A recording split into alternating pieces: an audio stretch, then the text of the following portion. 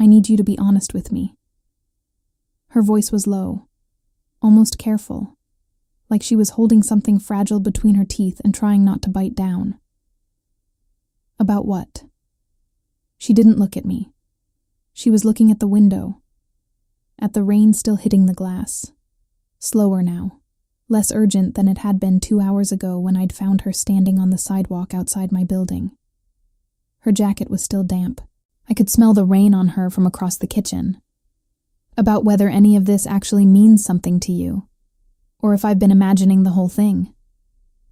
I didn't answer. That's the part I keep coming back to. Not what she said, but the silence that came after.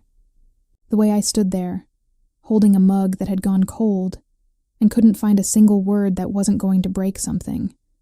Because here's the truth. I knew exactly what she was asking. I'd known for weeks, and I still didn't know what I was going to do about it. My name is Bruna, and this is the story of how a stranger I helped in the rain became the person who asked me the most honest question anyone had ever asked me, and how the answer to that question cost me everything I thought I needed to keep. Let me go back to the beginning, because none of this makes sense without the rain. If you want to hear uncensored, too hot for YouTube stories, check out my Patreon in the description. It had been raining since Tuesday, not the dramatic kind of rain that makes you want to call someone you love, pull a blanket to your chin, and watch old movies until midnight. This was the other kind, the flat, gray, relentless kind that just stays, that seeps into everything. Your shoes, the grout between the bathroom tiles, the edges of your mood. I lived on the 4th floor of a building in the Elmwood district. It wasn't a bad neighborhood. It was the kind of place where people walked their dogs at 7 in the morning and said good morning to each other with real sincerity, and left packages on doorsteps without worrying too much. There was a coffee shop on the corner that smelled like cardamom and burned milk, a laundromat that played Brazilian pop at all hours, and a Vietnamese place 2 blocks down that I ordered from so frequently the woman who answered the phone knew my name. My apartment was clean, organized in the way that happens when you live alone for long enough that your habits become architecture. Books on the left side of the shelf, fiction first, non-fiction stacked behind. Mugs on the second hook from the right. Running shoes by the door, never inside. A white desk calendar on the kitchen counter that I updated every Sunday night with a specific black pen, because the blue one smeared. I was 31 years old, and I worked remotely as a UX consultant for a mid-sized tech company based in Seattle. I had 3 consistent clients, a reliable income, and the kind of daily routine that felt, from the outside and often from the inside, like someone had finally figured out how to be a functional adult. I woke up at 6:15. I ran 4 miles. I showered, made coffee, sat at my desk by 8. I ate lunch away from the screen. I stopped working at 6. I cooked, or ordered in, depending on how the afternoon had gone. I called my mother on Wednesdays. I went to Pilates on Saturdays. I had a close friend named Camilla.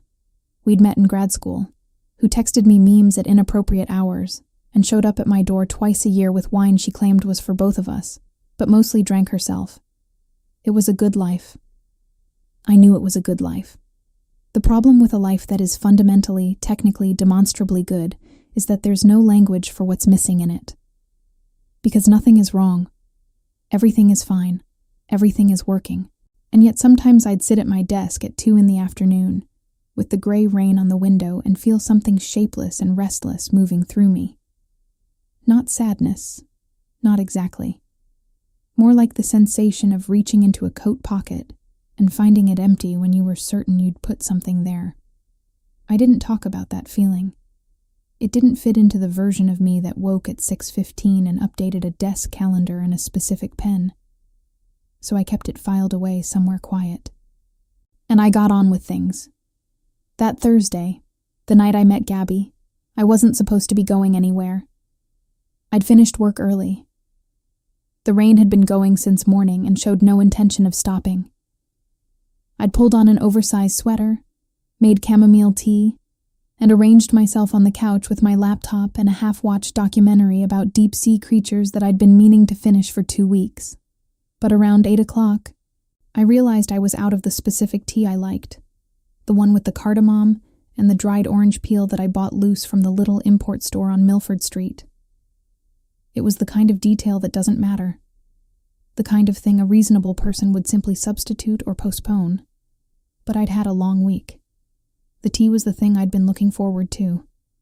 And the store closed at 8:30. So I put on my coat and went out into the rain. I made it to the store with 7 minutes to spare. I bought the tea. I bought a small jar of honey I didn't need. I stood under the awning for a moment, pulling my hood up, adjusting the canvas bag over my shoulder, looking at the rain and the yellow-lit street, and thinking about nothing in particular. That's when I saw her. She was standing about 20 feet from me, on the sidewalk, without an umbrella, not walking, not waiting for a bus, just standing in the rain, in a leather jacket that was too thin for the weather, with her arms crossed over her chest and her head slightly bowed, like she was having a conversation with the pavement. I watched her for a second. She didn't move. I pulled my hood tighter and walked toward my building. I told myself she was fine. People stand outside in the rain for all kinds of reasons. She probably had somewhere to be. She was probably on the phone. She was probably just fine. I made it half a block. Then I stopped. There's a specific feeling I've never been able to adequately explain. The feeling of knowing you're going to turn around before you actually do it. Like the decision happens in the body first and only reaches the brain on a small delay. My feet had already started moving. I was already going back. She hadn't moved. "Hey," I said. I had to raise my voice a little over the rain. "Are you okay?" She lifted her head. Her face was wet, not just from the rain. Her eyes were red in the particular way that takes more than a few minutes to produce. She'd been crying. For a while, probably. She looked at me for a moment, not with surprise, which struck me later, but with something more tired than that. Like even the energy for being startled was something she'd already spent. "Not really," she said. Her voice was steady, but quiet. Like someone who'd decided some time ago that pretending was no longer worth the effort. I don't know what I expected her to say, but I wasn't expecting that. The honesty of it. "Do you live nearby?" I asked. She shook her head. "I was at my sister's. We had a fight. She stopped. Started again. I walked out. I don't know why I stopped here. I just kept walking and then I stopped. I looked at her, at the rain soaking through her jacket, at the way she was holding herself, arms crossed, chin tucked, but shoulders set, not collapsed, not breaking, just enduring. "I live in that building," I said, pointing. "Come inside, just for a minute. You can dry off. Make a decision when you're not standing in a storm." She looked at me for a long moment. People say that in cities, no one talks to strangers. That's mostly true. What is also true is that occasionally, in a specific combination of rain and exhaustion and the particular hour of a Thursday night, one stranger will look at another and make a calculation that bypasses social convention entirely. Something more basic. Something about whether the person in front of you is safe. She looked at me, and she made that calculation. "Okay," she said. Her name was Gabriella. She told me that in the elevator when I asked. "But everyone calls me Gabi." "Bruna," I said. She had dark hair that was plastered to her face and neck from the rain. She was around my height, maybe a little shorter. Her jacket, leather, worn at the elbows, had a small enamel pin on the lapel that I couldn't make out in the elevator light. She smelled like rain and something underneath the rain. Something warm, Cedar, maybe, or sandalwood. Something that didn't match the weather at all. I gave her a towel. I made tea. I did not ask her what the fight with her sister had been about, because it wasn't my business, and she hadn't offered. She sat at my kitchen table and held the mug with both hands and looked around my apartment with careful eyes. Not nosily. More like someone reading the room before they decide how much of themselves to unpack. "You're very organized," she said. "I'm told that's another word for anxious," I said. She smiled. It was small and brief and slightly crooked on the left side. "Or it just means you know where things are." I pulled out the chair across from her and sat down. We talked for 2 hours. I didn't plan for that. I'd invited her in for 5 minutes. 15, maybe. But something happened in the kitchen that Thursday night that I have since tried to describe to myself and failed every time. It wasn't dramatic. It wasn't the kind of connection that announces itself in sparks and movie music swells. It was quieter than that. It was like finding that a conversation you thought would be short had roots, and the roots went down further than you expected, and by the time you noticed how deep you'd gone, you didn't want to come back up. She was 29. She'd moved to the city 18 months ago from Miami, where she'd grown up. She worked in art restoration. "Which sounds very glamorous," she said, "until you explain that most of it is documentation and climate control, and trying to get funding from people who think paintings are investments." She'd been living with her sister Priya in an apartment 20 minutes away, and the fight, she mentioned it briefly, without detail, had been about something she couldn't keep not talking about, but hadn't figured out how to say yet. She didn't explain that part. I didn't ask. She asked me about my work, and I told her about UX, and she asked questions that were more specific than most people's. Not polite questions, but curious ones. She wanted to understand the actual thing. That was when I first noticed it. The quality of her attention. The way she listened without waiting to speak. The way she asked follow-up questions that proved she'd actually heard the first answer. It's a rare quality. I don't know why it's rare, but it is. At 10:30, she looked at the time on her phone and went still. "I should go," she said. "I've taken up your whole evening." "I wasn't doing anything important," I said. "The tea is important," she said. She nodded at the mug she'd finished an hour ago. "The tea is always important," I agreed. She stood. She put on her jacket, which had dried in the kitchen's warmth to something slightly better than drenched. She paused at the door. "I don't," she started, stopped. "I don't usually tell strangers personal things. I'm sorry if that was too much." "It wasn't," I said. "I don't usually invite strangers in off the street. We were both strange tonight." She looked at me then, really looked, the way she had on the sidewalk. And she said, "Thank you. I mean it." "I know you do," I said. I closed the door and leaned against it for a moment. The apartment was quiet. The rain was still going, softer now. My tea had gone cold on the table and I hadn't noticed. I thought about the way she'd said, "I don't usually tell strangers personal things." Not as an apology exactly, more as an observation. Like she was noting something about herself that she hadn't fully mapped yet. I went to bed at 11:30 and fell asleep easily, which surprised me. I thought I'd lie awake going over the conversation, but I slept. The next morning, at 7:40, I'd just come back from my run, still in my running clothes, eating an apple over the sink. Someone knocked on my door. I opened it. Gabby was standing in the hallway. She was dry this time. Her hair was down. She was wearing a paint-stained gray sweatshirt and jeans and carrying 2 coffees from the place on the corner and looking, very slightly, like she wasn't sure she'd made the right call. "I asked the woman downstairs which apartment was yours," she said. "The one with the plants by the mailboxes. She said yours." That was Mrs. Delgado, who spent a significant portion of her time in the lobby and had opinions about everyone in the building. "She's right," I said. "I got you a coffee." She held out one of the cups. "Black. Is that okay? I didn't know what you take." "Black is fine," I said. It was exactly what I took. She looked at me. "I just wanted to say thank you. Properly. In the daylight."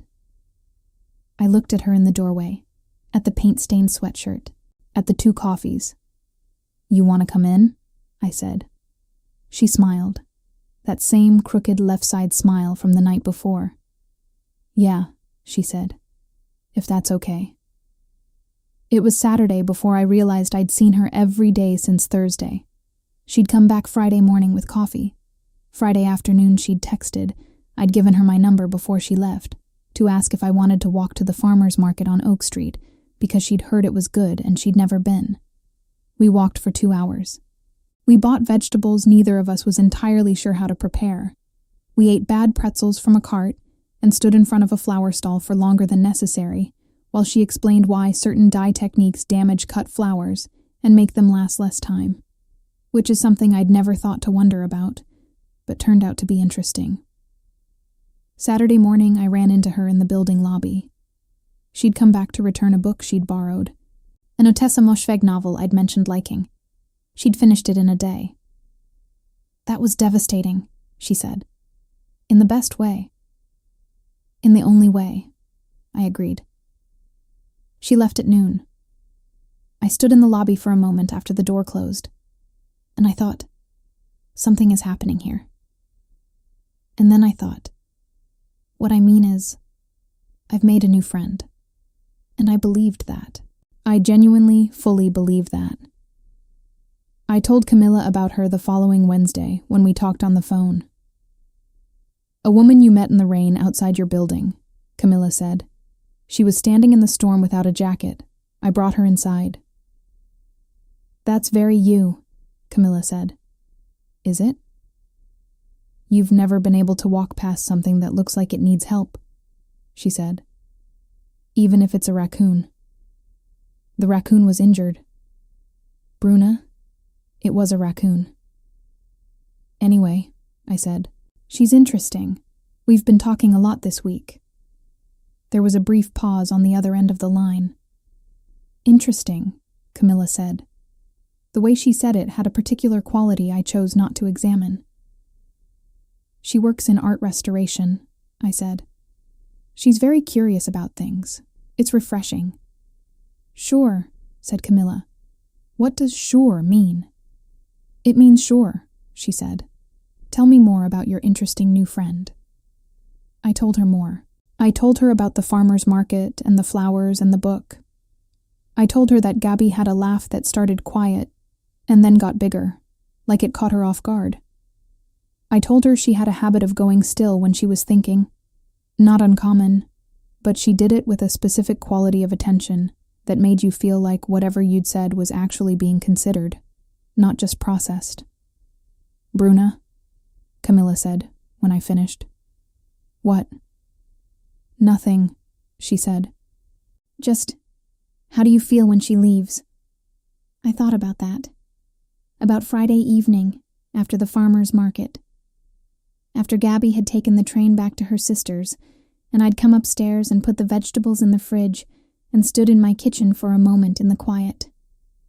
"Fine," I said. "Normal." Camilla didn't say anything. "What?" I said. "Nothing," she said. "So, how are your clients?" I told her about my clients. But later that night, in the space between putting my book down and falling asleep, I returned to her question. "How do you feel when she leaves?" And the honest answer, the one I hadn't given Camilla, because giving it out loud would make it a thing, was this, like something I didn't know I was holding, finally settles. And then, when she's gone, the holding starts again.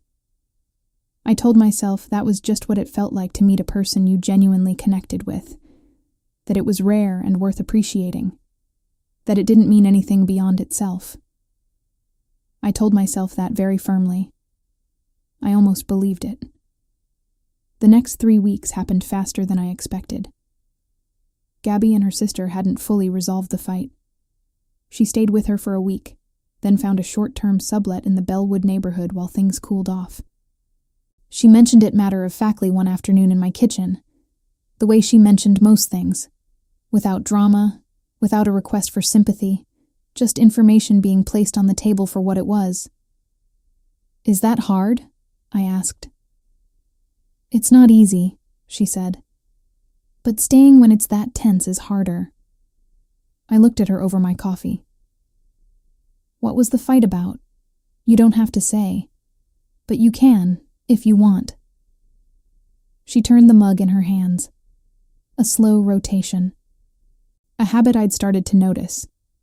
"My sister thinks I'm making a mistake," she said, "with how I'm living. She thinks I should be more. She has a very clear picture of what a life should look like at my age, and I don't fit it." She said it without bitterness, more like an acknowledgement of a fact neither of them could change. "And your picture?" I asked. She looked at me. Her eyes were a specific shade of dark brown that was almost black in low light. And in the afternoon light coming through my kitchen window, they were warm and clear and direct. "Still developing," she said, and she almost smiled. I let it go, but I thought about it for the rest of the afternoon. The Bellwood sublet was 20 minutes from my building. We found a rhythm. Not formally, not with any discussion of what we were doing. She would come over a few times a week, or I'd meet her somewhere. We walked a lot. The rain had finally lifted, and the city was in that early fall mode that always felt to me like the best-kept secret of the year. The sky a high, clean blue, the light golden and angled, the air cool enough to need a jacket, but not so cold that your hands hurt. We went to the small Natural History Museum on Birch Avenue and spent 2 hours arguing, gently, about whether the taxidermy wolf in the North Gallery looked tragic or peaceful. I said tragic. She said peaceful. Neither of us convinced the other. We went to a neighborhood screening of a film in a church basement and sat side by side in folding chairs, and I was aware, for the full 90 minutes, of exactly how close her arm was to mine. Not touching. Just there. A proximity I could feel without looking at it. She came to my apartment on a Tuesday afternoon when I had a work deadline and sat at my kitchen table with her own laptop, working on condition reports for a set of 19th century watercolors her conservation firm had been hired to assess. We didn't talk much. We worked in parallel. At some point she looked up and said, "This is nice." And I didn't ask her what she meant because I already knew, and saying it out loud would have changed the texture of the thing. That was when I first caught myself doing it. Watching her. Not in a way that had any clear shape to it yet. Just looking. The way her brow pulled slightly when she concentrated. The way she absent-mindedly pushed her hair back from her face with one hand while the other kept typing. The way she breathed slowly and evenly when she was focused, like the rest of the world had been turned down a few notches. I noticed I was watching, and I looked back at my own screen. And then, because I am the kind of person who has very good reasons for everything, I thought, this is just what happens when you spend a lot of time with someone. You notice them. It's normal. It's what friends do. I believed that. But something had started happening in the space between believing and knowing. The week after, she invited me to a gallery opening. A friend of hers from the conservation world was showing work. Mixed media pieces that used fragments of damaged, unrestorable paintings as raw material. She works with what can't be saved, Gabby had said, and makes something entirely new from it. I wore a dark green dress that I'd owned for 2 years, and worn maybe 3 times. I didn't ask myself why I picked it. She was already there when I arrived, standing near the far wall with a glass of white wine, and the particular ease of someone who was comfortable in a space without needing to be the center of it. She was wearing a dark burgundy shirt and black pants, and something about her, the way she stood, the way she was genuinely looking at the piece on the wall, rather than looking around to see who was looking at her. Made me stop in the doorway for a half-second before crossing the room. She saw me, and her face changed. Not dramatically. Just something lifted in it, like a window opening. "You came," she said. "You invited me," I said. "I know. I wasn't sure you would." "These things can be pretentious?" I offered. She laughed. That laugh. The one that started quiet and then got bigger. "Challenging," she said. I was going to say challenging. We stayed for 2 hours. She moved through the space slowly, stopping at each piece with genuine attention, occasionally saying something low and specific that I had to lean in to hear. About the texture of a particular piece, about what she could recognize of the original painting underneath the artist's intervention, about the ethics of taking damage and calling it composition. I realized at some point, not looking at the art. We got dinner afterward at a small Ethiopian place she knew. We sat across from each other and shared food from a common plate, and talked about what she'd seen in those paintings, and what I'd made of the ones I'd actually looked at, and about her work and mine, and about Miami, and what she missed and what she didn't, and about whether the city, our city now, the city we were both currently living in and trying to understand, had a personality or just a reputation. At one point, she said something that made me laugh so hard I had to put my fork down, and when I looked up, she was watching me with an expression I didn't fully parse in the moment. Something thoughtful, pleased, quiet. I walked home alone that night. I walked the long way. The air was sharp and clean, and the streets were mostly empty, and I walked the 35 minutes back to my apartment without music, without a podcast, without anything in my ears, just thinking. Not thinking in the organized, productive way that I usually conducted my thinking. More like letting something move through me without grabbing it. I went inside. I made tea. I sat at my kitchen table in the dark, with just the small lamp over the stove on. And I thought about the way her face had changed when she saw me in the doorway. That small opening. That something lifting. And I thought, I want her to look at me like that again. And then I sat very still, holding that thought, and understood that something had changed. I didn't name it. I wasn't ready to name it. I folded it carefully and put it somewhere in the lower drawers of myself, in the part I didn't often open. And I went to bed. She texted at 11:47. I know because I was still awake. Tonight was good. Thank you for coming. I looked at the message for a moment. Always, I wrote back.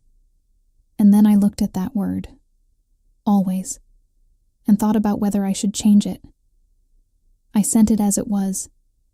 She sent back a small moon emoji. Nothing else.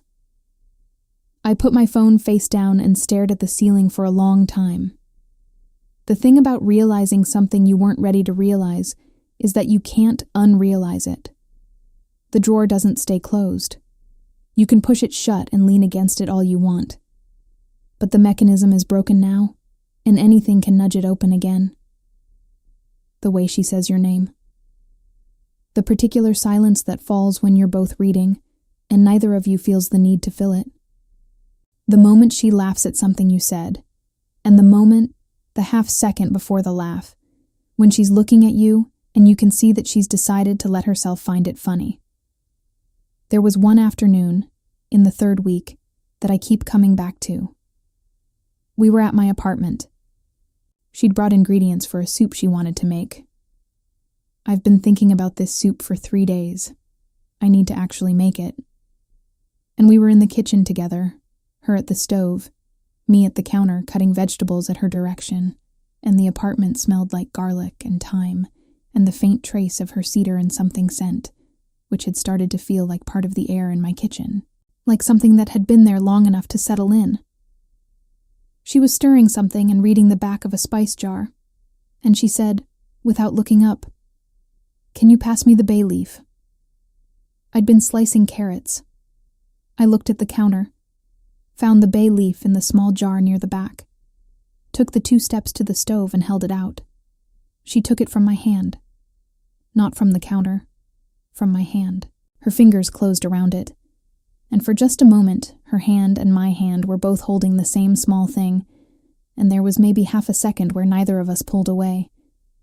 And then she dropped the bay leaf into the pot and went back to stirring. "Thank you," she said. "Sure," I said. I went back to the carrots. I spent the next 10 minutes very carefully not thinking about that half second. And by the time the soup was done and we were sitting across from each other eating it, it was very good, the soup. She'd been right to think about it for 3 days. I had constructed a fairly convincing narrative in which it meant nothing at all. But I'd felt it. The warmth of that half second, the fact that my hand had not pulled away, the fact that hers hadn't either. I kept slicing carrots in my memory, methodically, until I couldn't feel it anymore. Or until I could pretend I couldn't. That Saturday, Camilla was in town. We met at the Vietnamese place for dinner. She arrived in a yellow coat that suited her and ordered immediately without looking at the menu, which is what she always did, because she always got the same thing. "So," she said when the tea arrived, "tell me about the friend." "There's nothing to tell," I said. Camilla looked at me. "We've been spending time together," I said. "She's good company. I've been having a good time." "When did you last feel this way about a friend?" Camilla asked. I picked up my tea. "What do you mean?"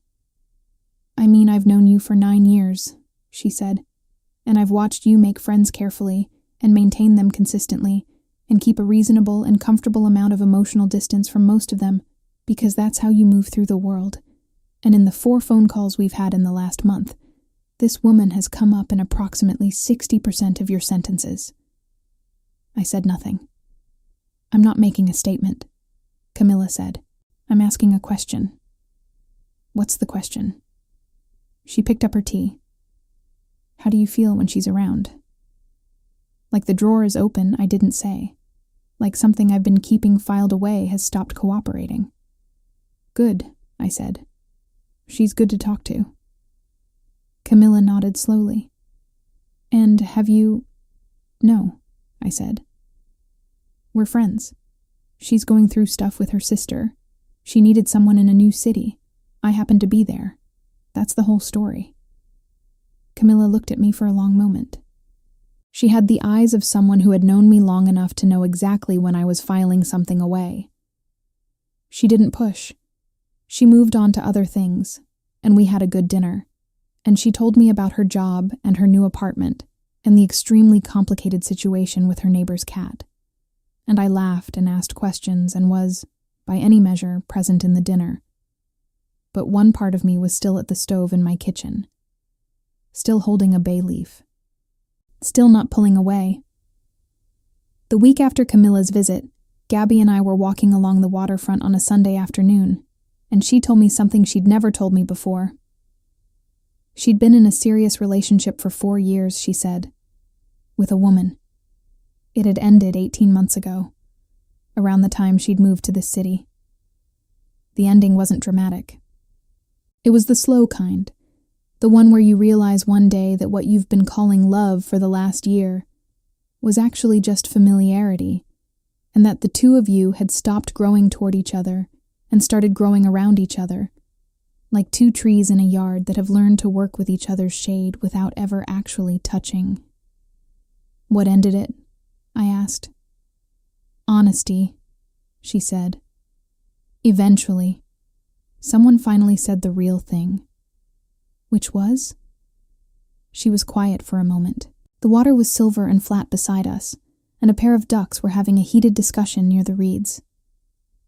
"That we'd stopped choosing each other," she said. "That we were just there, and there had stopped being enough." I walked beside her and thought about that. "Are you okay with it now?" I asked. "I'm okay with it," she said. "It took time. But yeah." She paused. Why I'm not talking to my sister anymore, the fight. It's related to that. She thinks I'm too slow to move on. That I should be doing more to... She made a gesture with her hand. She has opinions about how I should be living, who I should be looking for. She thinks I'm isolating. She glanced at me. Are you? I asked. I don't think so, she said. I think I'm being careful. A beat. There's a difference.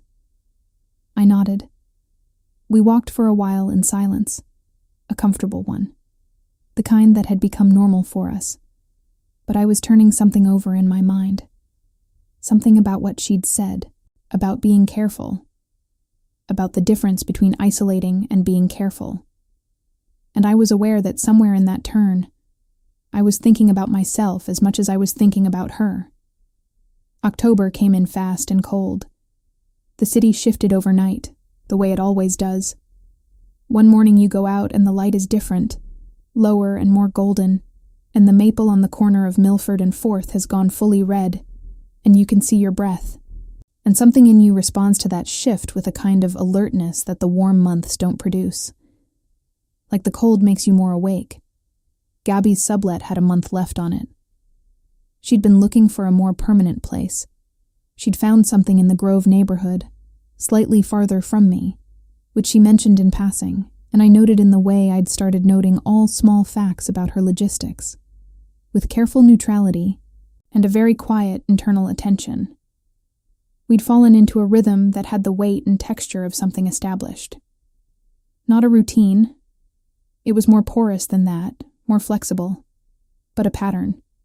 Wednesday evenings, often. Sunday afternoons, sometimes. Messages most days, usually something small. A photograph she'd taken, a sentence from something she was reading, a question about something I'd mentioned earlier that week. I did the same. I started looking at my phone differently. I noticed I always knew where my phone was now, that if I'd left it in the other room, some part of me was aware of the distance, that when it lit up, something in me adjusted. I did not name this. I was very diligently not naming it. But the problem with diligent not naming is that the thing doesn't stop existing just because you've removed the word. It just moves through you unnamed, which is in some ways more unsettling than the alternative. One Wednesday in early October, she came over after a hard day. I could tell before she'd even taken off her coat. There was something muted in her. Not upset, exactly. More like a light that had been turned down. Bad day? I said. Long day, she said. My supervisor rejected 3 months of condition reports. She said my methodology was inconsistent, which it wasn't. But she has authority over the project and she exercised it. And now I have to redo the work. That's infuriating, I said. It is, she said. She sat down at the kitchen table. But I can't be too infuriated. She's not wrong that some of my notation is abbreviated. I just think abbreviated and inconsistent are different things. I put water on for tea. I didn't ask if she wanted some. By then, I knew she did. You could send me the reports, I said. I can look at them with fresh eyes. She looked at me. You don't know anything about conservation documentation? No, I said. But I know about documentation systems and logical notation, and those transfer. And I've spent enough time listening to you talk about this work that I probably understand the structure. She was quiet for a moment. You really would do that? I really would do that, I said. She looked at me for a moment with an expression I couldn't fully read. Something between surprised and something else. Something warmer. Something that sat lower. Okay, she said. Thank you. We drank tea. She sent me the reports. I looked at them on my laptop while she sat across from me with a book, and I made notes in a separate document with my actual analysis.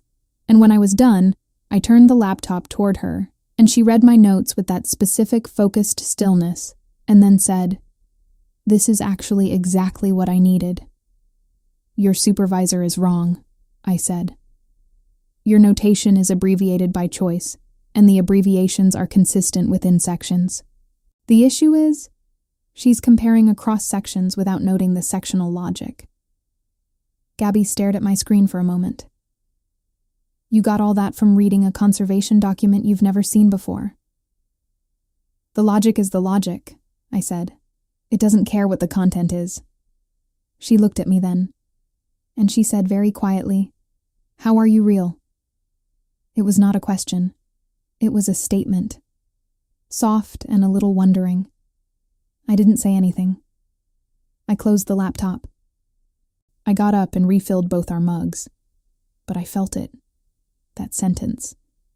I felt it somewhere that I'd been keeping very carefully locked. After she left that night, late, almost midnight, because we'd gotten into a conversation about logic systems in creative fields that neither of us planned to have and neither of us wanted to stop, I sat for a long time at my kitchen table. I thought about the way she said my name. She said it exactly the way you'd say it in Brazilian Portuguese. The soft R, the nasal final vowel, not the anglicized version. I hadn't asked her to. She'd just heard it right the first time, that night in the rain, and had never altered it. And I'd never mentioned it. But every time she said it, something in me felt recognized, claimed maybe in a very quiet way. I sat at the table and I opened the drawer. Just a little, just enough to look. What I found, when I stopped not looking, was this. I wanted to be with her, not just near her, not just in the same room, not just as friends in the careful, well-maintained way I'd been trying to frame it. I wanted to be with her the way that requires a different word, the word I'd been systematically avoiding for weeks. And the moment I allowed that, just for a second, just in the privacy of my own kitchen at midnight, something happened in my chest. Not a comfortable thing. More like a door I'd been leaning against had gone away and I was suddenly standing in the open. I was terrified. I want to be specific about what I was terrified of, because it wasn't a simple fear. It wasn't a single thing. It was, first, the possibility of being wrong, of misreading everything, of having constructed an elaborate feeling out of warmth and good conversation and proximity and my own particular loneliness, and looking at her and seeing in her face that she had no idea what I was talking about. It was, second, the possibility of losing her. The friendship, the thing we had, was already the realest and most alive connection I'd had in years, maybe ever. And a person who has something can be more afraid of losing it than a person who has nothing is afraid of not finding it. And it was, third, and this was the one I thought about least directly, but felt most constantly. It was the question of what this meant about me, not in a painful way, more in a rearranging way. I was 31. I'd had relationships before. They'd always been fine, present, real in their own way. And this feeling, this specific quality of wanting and terror and attention and recognition, was not the same as any of those. Not in texture, not in depth, not in the way it moved through me. I didn't know yet what that meant. I suspected I was about to find out. The weeks that followed were the weeks I later thought of as my elaborate, exhausting, entirely unsuccessful attempt to stop feeling what I was feeling. I started declining some of her invitations. Not coldly, carefully. I had a deadline. I was tired. I'd promised Camilla a call. True things, mostly, or true enough. And she received them without pressure, which made me feel worse in a specific way that I couldn't articulate without admitting what was underneath it. I started telling myself, again, more firmly, she's going through her own things. The situation with her sister, the sublet, the new apartment. She's in a period of instability, and she needs a friend, and you are being that friend, and that is exactly what this is. Reasonable, correct, adequately distancing. And then she'd text me something small and true, a photograph of a detail in a painting she was working on, a sentence she'd found in a book, a a question about something I'd said 3 days ago that she'd kept thinking about. And everything I'd carefully told myself would go somewhere very quiet inside me. And I'd be right back where I'd started. The photograph that broke me was of Light. She'd been working late at the conservation lab and sent me a photo at 8 o'clock on a Tuesday. It was a detail shot, a close-up of a 19th century still life she was helping assess. The painting showed a glass vase with water in it, and the painter had captured the way light moved through the water and bent and scattered across the surface beneath. "Look at how he did this," she wrote under the photo. "This is before anyone understood the physics of light refraction the way we do now. He just saw it. He just looked, and then put down what he saw." I stared at that photo for a long time. I thought about looking at something until you could finally put down what you saw. I thought, I have been looking at her for weeks, and I know exactly what I see. The problem wasn't what I saw. The problem was that I didn't know if I had the courage to put it down somewhere visible, somewhere she could see it too. A few days after the photograph, she came over for what had been planned as a quiet evening. Dinner, wine, the kind of conversation that required nothing from either of us except to be present. But she was quieter than usual. I noticed it immediately. That muted quality again. That lowered light. More pronounced than the hard day kind. "Hey," I said, after we'd been sitting with our food for a few minutes. "What's going on?" She looked up. "I talked to my sister today," she said. I waited. She told me she loves me, but she doesn't understand me, and that she's worried. She turned her fork in her hand. She thinks she used the word confused, about what I want, about my life. She thinks my moving here was running away from the last relationship and that I'm still stuck. "Are you?" I asked. She thought about it seriously, which I'd come to expect and always appreciate. "I don't think I'm stuck," she said. "I think I'm in the middle of something. There's a difference." She looked at me. She also said she thinks I'm getting too close to someone. The air in the room shifted. I knew, with a certainty I couldn't look at directly, that she was talking about me.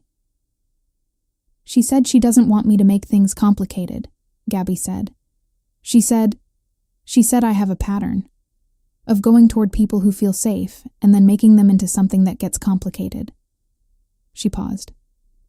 "She doesn't know you. She's making assumptions." "She's your sister," I said carefully. "She's trying to take care of you." "Yeah," Gabby said. "I know." She looked at her plate. "I just don't think she's right about what's happening."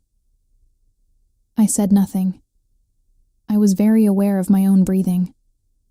"What do you think is happening?"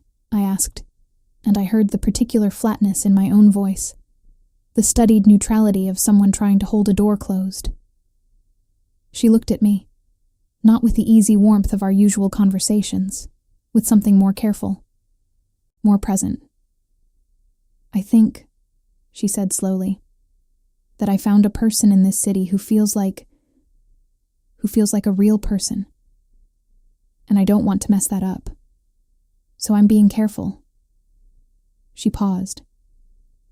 But careful and scared are starting to feel like the same thing, and I'm not sure that's right. I sat with that. The lamp over the stove was on, and the rest of the kitchen was in a warm, half-dark. And the city was going about its business outside the window. And we were sitting here at this table where we'd sat 100 times now, in the middle of a sentence that had been getting closer to this for weeks. "I don't want to mess it up either," I said. She nodded, slow. "I know." We finished dinner. We talked about other things. We moved to the couch and she found a documentary about oceanic migration patterns that we both half watched and half talked over, and by 10 o'clock she was almost herself again, that warmth back, that ease.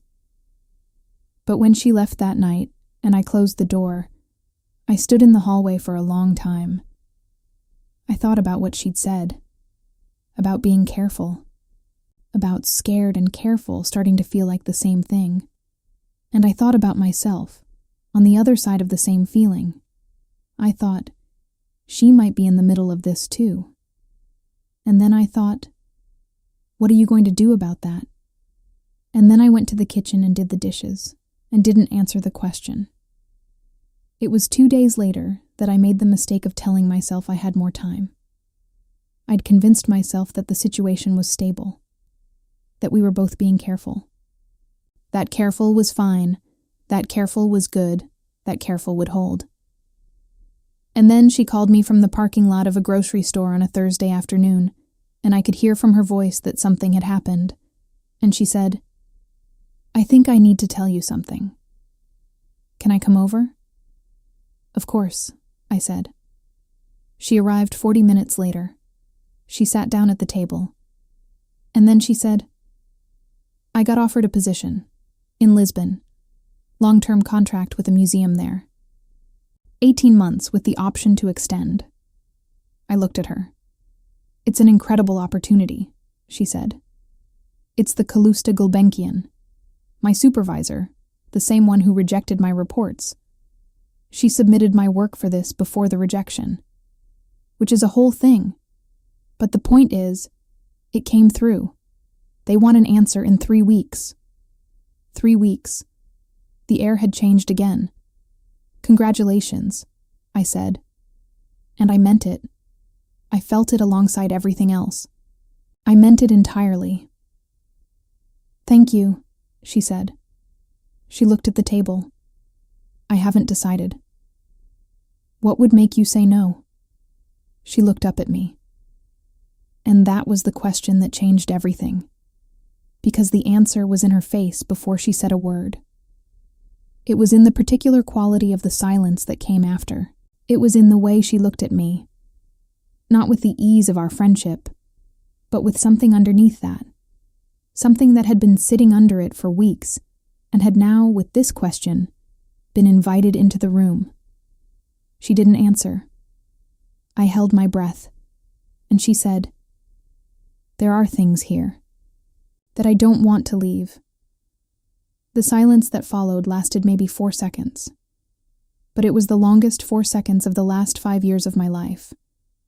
But before we continue, if you've made it this far, I think you know exactly what this feeling is. The moment when you realize that someone staying or going depends, maybe, on something you haven't been able to say yet. If this story is hitting close to home, if you've ever held something inside because you weren't sure what it would cost to let it out, click, like right now. It helps me keep bringing stories like this one to you. And if you're not subscribed yet, subscribe now and turn on the notification bell. That way YouTube will let you know the next time a story like this arrives. Now tell me in the comments, have you ever stayed quiet about something real because you were afraid of what would happen if you said it? What finally made you speak? Or what kept you from it? Write it for me. I read everything. And tell me, what city are you watching from? I'll leave a heart on every single one. Okay, back to the story. I didn't say anything. That was the truth. And I want to say it plainly. I sat there, looking at her, knowing exactly what she'd said, knowing exactly what was underneath it. And I said nothing. She didn't push. She didn't make me look at what had just happened.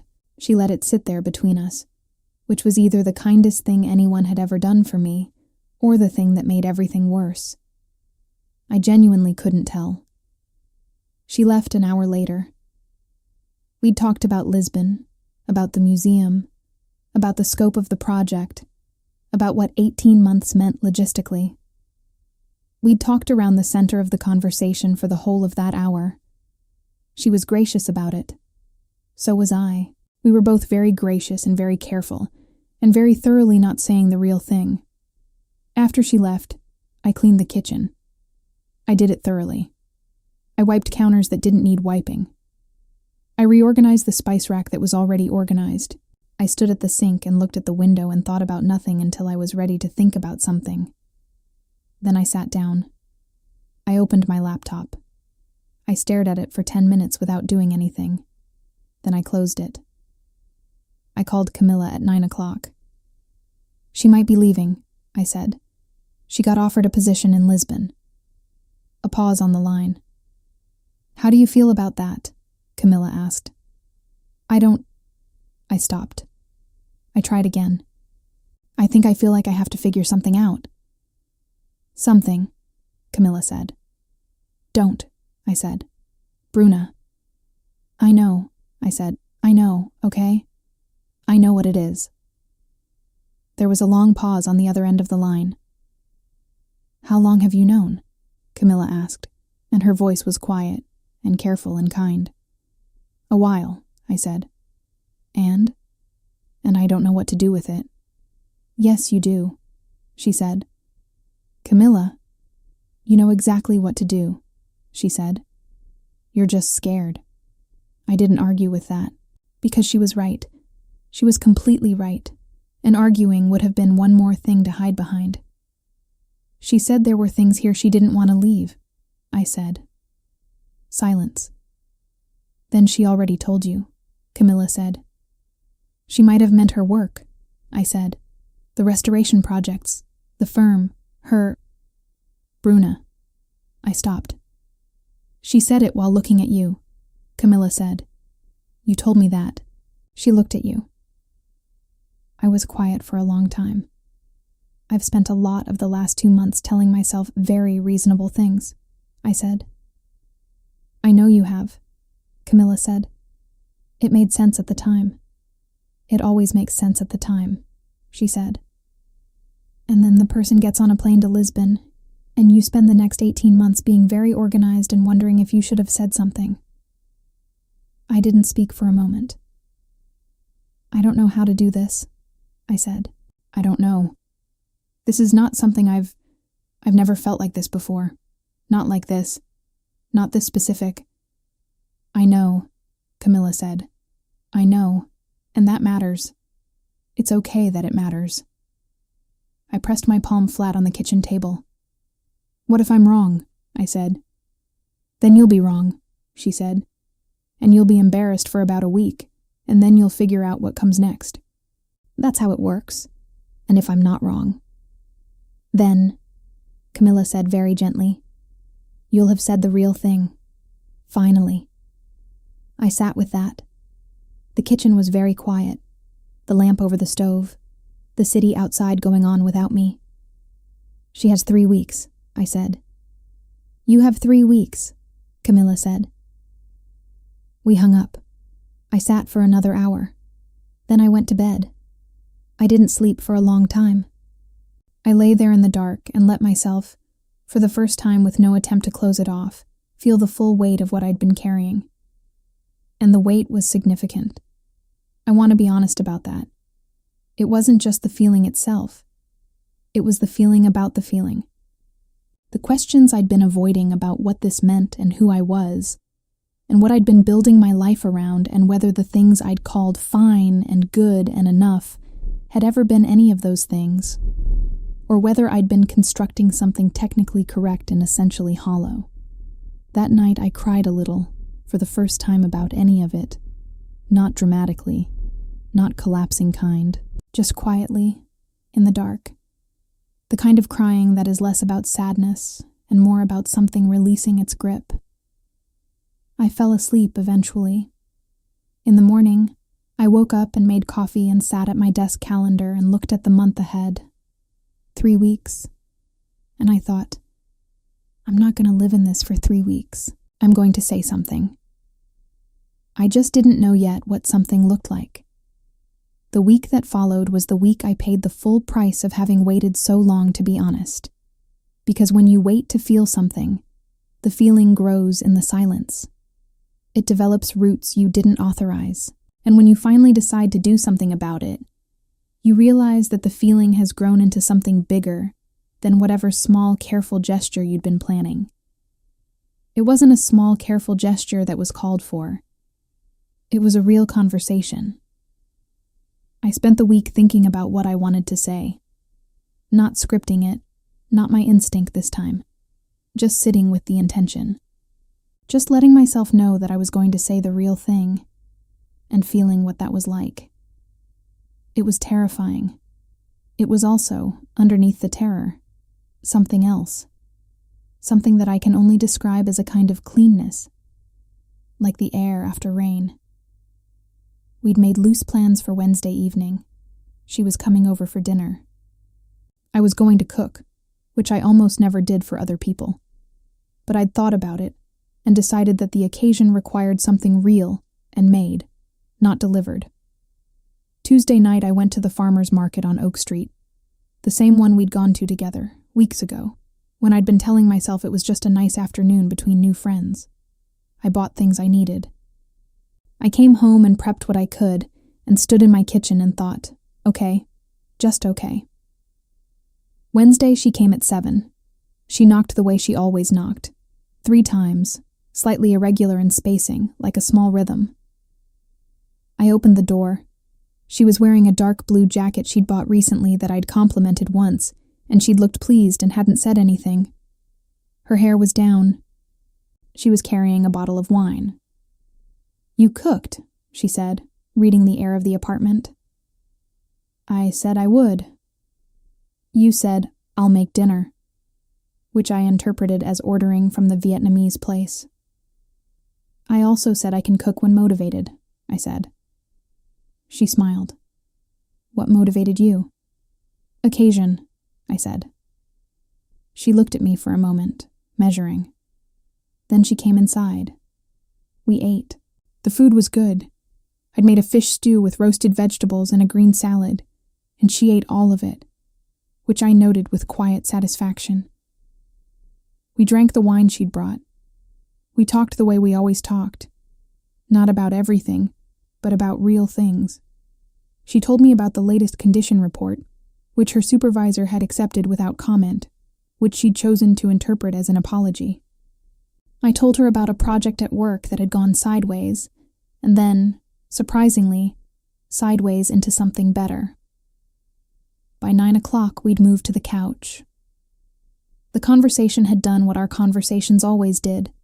It had moved through layers, surface things first, then the real things, and then, in the space where we'd usually find some lighter subject to let ourselves back up, this time we both stayed in the quiet. She was sitting at one end of the couch, legs drawn up. I was at the other, turned slightly toward her. The city was doing its nighttime thing outside. The lamp was on, the low, warm one. "Have you thought more about Lisbon?" I asked. She looked at her wineglass. "Yes. And I keep coming back to the same thing," she said. I waited. She looked at me. That direct, clear-eyed quality of attention she had, giving it fully. "I told you there were things here I didn't want to leave," she said. I don't think I was subtle about what I meant. "No," I said. "You weren't. But you didn't say anything." "I know." She didn't look away. I've been trying to figure out what that meant. I held the wineglass in my hand. I thought about the drawer, about what was in it, about what it had cost to keep it closed. "It meant I was afraid," I said. The word landed in the room with more weight than I expected. She didn't move. "Of what?" she said. I looked at her. I thought about Camilla's voice. "You'll have said the real thing. Finally." "Of being wrong," I said, "and of not being wrong, both things, in about equal measure." She was very still. "Are you wrong?" she asked. I looked at her, and this is the part I keep returning to. Not as a choice I made deliberately, but as a moment where the gap between what I'd been holding and what was actually true simply closed. Not dramatically. Not with a speech I'd prepared. I said, "I don't think I know how to be around you without being in it, whatever this is. I've been trying. I've been trying to call it something smaller for months. And I can't. I'm in it. Completely." The silence after that was the longest one we'd ever shared. She breathed slowly. Once, twice. And then she said, I know. I've known for a while. Did you know before I did? I asked. Something moved in her face. A small, startled tenderness. Maybe, she said. You're very good at looking like you're fine. I know, I said. I've been told. I wasn't sure you'd get here, she said. I was starting to think. I got here, I said. She looked at me. Something behind her eyes had shifted. That quality of careful she'd always carried with me, that protective distance, was still there, but the door behind it was open now. Lisbon, she said. I know, I said. It's a real thing, she said.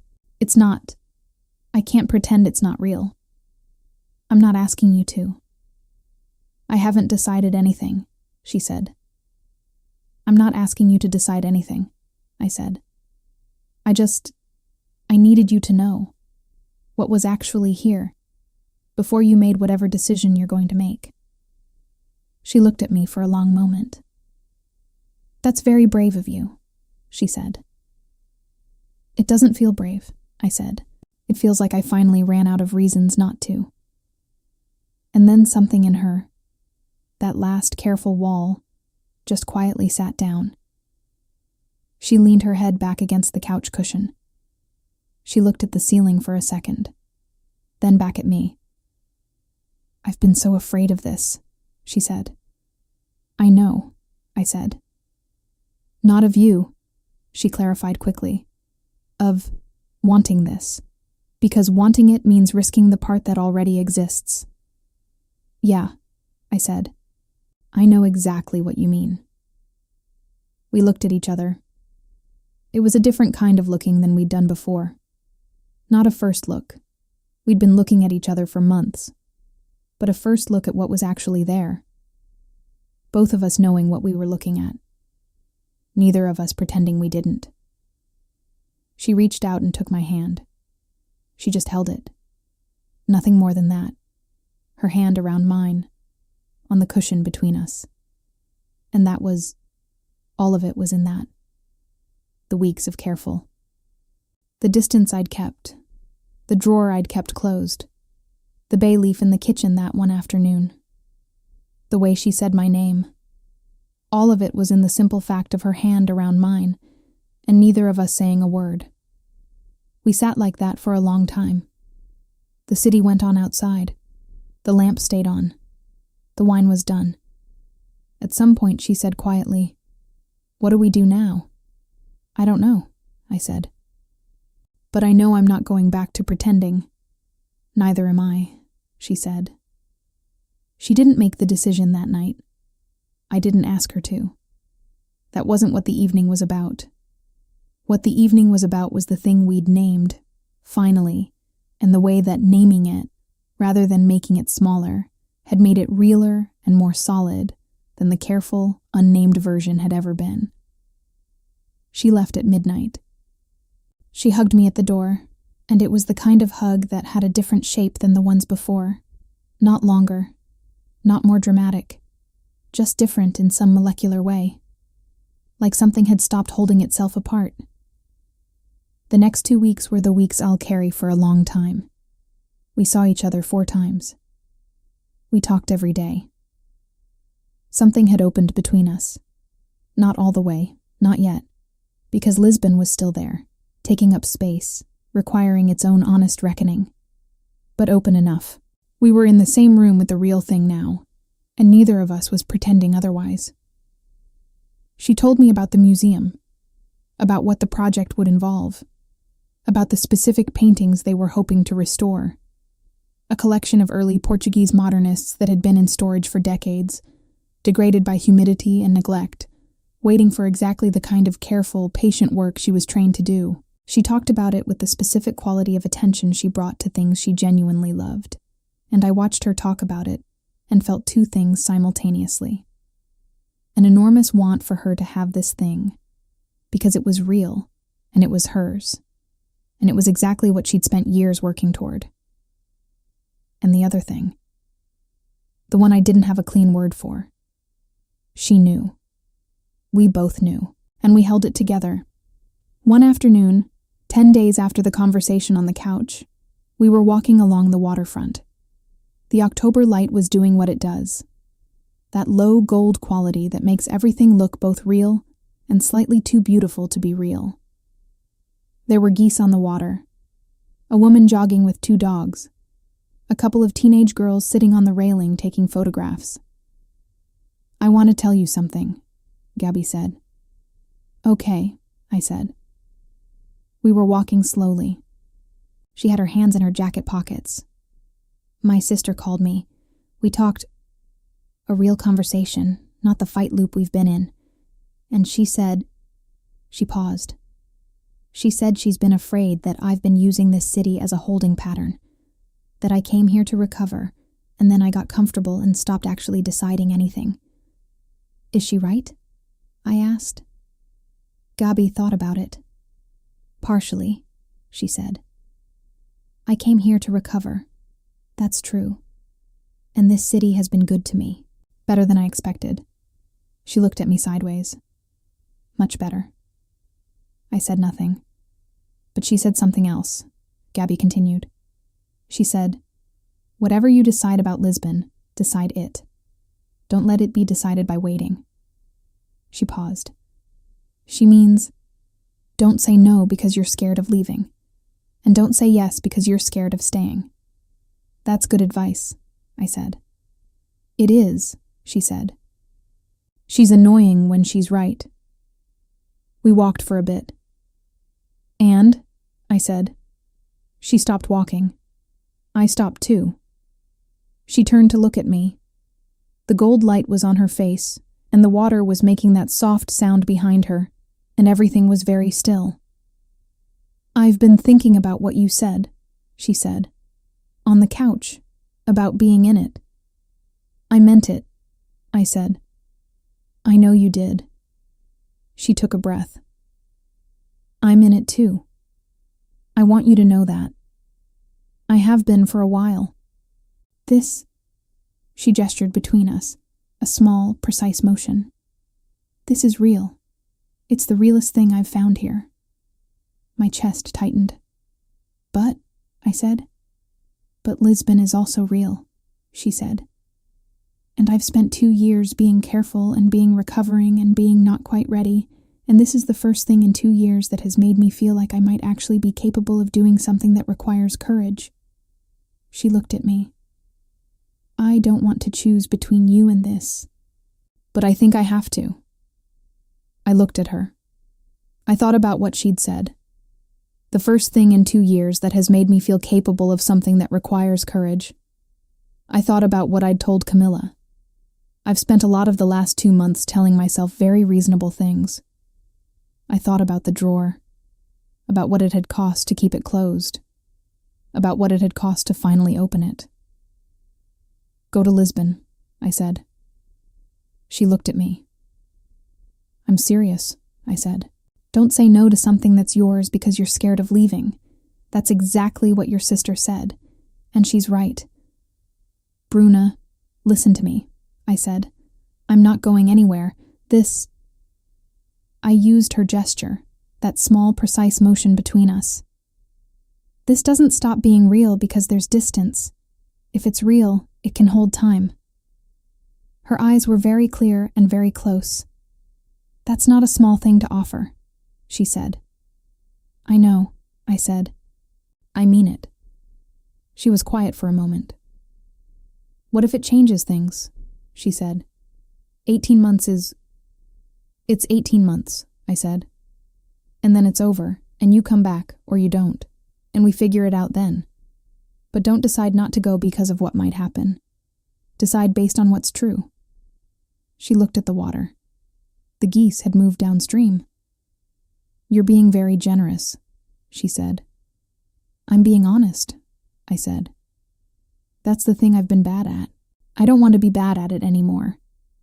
She turned back to me, and she said, "I'm going to go to Lisbon." It landed in the air between us like something that had been approaching for weeks and had finally arrived. "I know," I said. "And I want..." She stopped. Started again. I want what you said. I want this to hold time. I want to be able to come back to this. Then hold it, I said. She reached out and took my hand again, like on the couch.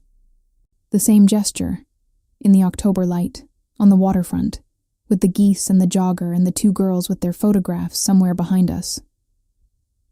This is the bravest thing I've ever done, she said. And she wasn't talking about Lisbon. Same, I said. We stood there for a while, her hand in mine, looking at the water. The cost came later. Not that day. That day was too full of the thing itself to have room for the cost. But in the days after, it came in the specific shape of her apartment being packed into boxes, and her stopping by one evening with a box of things she didn't need in Lisbon. The Otessa Moshfegh book, a small plant she'd bought for the sublet, a piece of paper where she'd written the recipe for the soup. She handed me each item like a small deliberate trust. It came in the form of the last Wednesday we had before she left, when we walked the long way around the neighborhood and stopped for coffee at the cardamom place on the corner, and she told me 3 things she hadn't told me before. About her family, about her ex, about what she'd been afraid of since she arrived in this city. And I told her 3 things too, and the evening was equal parts new and very old, like we'd been doing this for years. It came in the morning she left. She came to my apartment first, before the cab to the airport. I'd made coffee. We didn't have a lot of time. She stood at my kitchen table and held the mug with both hands, the same way she'd held it the night I'd brought her in from the rain, all those weeks ago. And she said, I keep thinking about that first night. Me too, I said. I was not doing well, she said. I was standing in that rain and I had no idea where to go, and then you came back for me. I looked at her. I always come back, I said. Her eyes went bright for a second. She took a breath. Okay, she said. She set the mug down. She picked up her bag. At the door, she turned back. She looked at me for a long moment, and then she stepped forward and put her arms around me, and I put my arms around her, and we held that hug for longer than we needed to, and I breathed in the cedar smell of her and memorized it, and then we both let go, at the same time, neither of us deciding to first. 18 months, she said. 18 months, I said. She went down the hall. She didn't look back, which I understood. Some exits need to be clean. I closed the door. I stood in the hallway for a while, and then I went to the kitchen and opened the drawer, fully, completely all the way, and let myself feel the whole weight of what was in it, not to manage it, not to file it somewhere safer, just to feel it. I chose her. I chose the honest version of me that could hold her hand on a couch and say the real thing and let her go to Lisbon, because her life was hers, and mine was mine, and the line between those two things was not where a person gets to love safely. It's where a person gets to love with their full chest. I lost something. I want to be clear about that too. I lost the daily rhythm, the Wednesday evenings, the particular quality of that apartment in the late afternoon with both of us working in it. Those things are not nothing. But what I found, what I kept, was the version of me who stops running from the real thing, who can hold something enormous and honest without making it smaller, who can say, yes, I feel this, and yes, it's worth the cost, and yes, I'll still be here. That version of me, finally, after 31 years of being very organized and very fine. She texted me from the airport. It was a photograph. Not of the terminal, not of the gate. It was of the sky outside the window. That high, clean blue October sky, just before it started to curve into horizon. Below it, she wrote, "It's a good sky today." I wrote back, "It is." She wrote, "Talk tonight?" I wrote, "Always." And I put the phone down. And I sat at my kitchen table in the apartment that was still organized, still clean, still mine in all the ways it had always been mine, except that it was different now, in the specific way that things are different after you've let something real happen in them. She was right about one thing. That first night in the rain. The tea was important. The tea is always important. And sometimes the most important things are the small true ones. The cup held with both hands, the question asked honestly. The door opened when you could have walked past. I went to Lisbon that spring. I want to say it simply, because it happened simply. I went. For 2 weeks. We walked along the river at sunset and ate pastéis de nata in a cafe that had been there for 100 years and argued about the taxidermy wolf again. I still said tragic. She still said peaceful. And she took me to the museum and showed me what she was working on. And I stood in front of those paintings that had been waiting in the dark for years and thought about what it meant to restore something. To see what it was underneath the damage. To give it back its own light. What I did not have to give her back was herself. She already had that. So did I. The brave thing wasn't going to Lisbon. The brave thing wasn't even the conversation on the couch. The brave thing was that night in the kitchen, alone, opening the drawer all the way. The brave thing was deciding to be the kind of person who says the real thing before someone gets on a plane, before the window closes, before the drawer goes permanently stuck. If this story found something in you, if you've been holding something you haven't said yet, write coragem in the comments. It means courage in Portuguese. She taught me that. I'll leave a heart on every single one. And if you want more stories like this, stories about the real thing, the ones that cost something and give you everything, click the video that's appearing on your screen right now. A big kiss from me. Until the next story.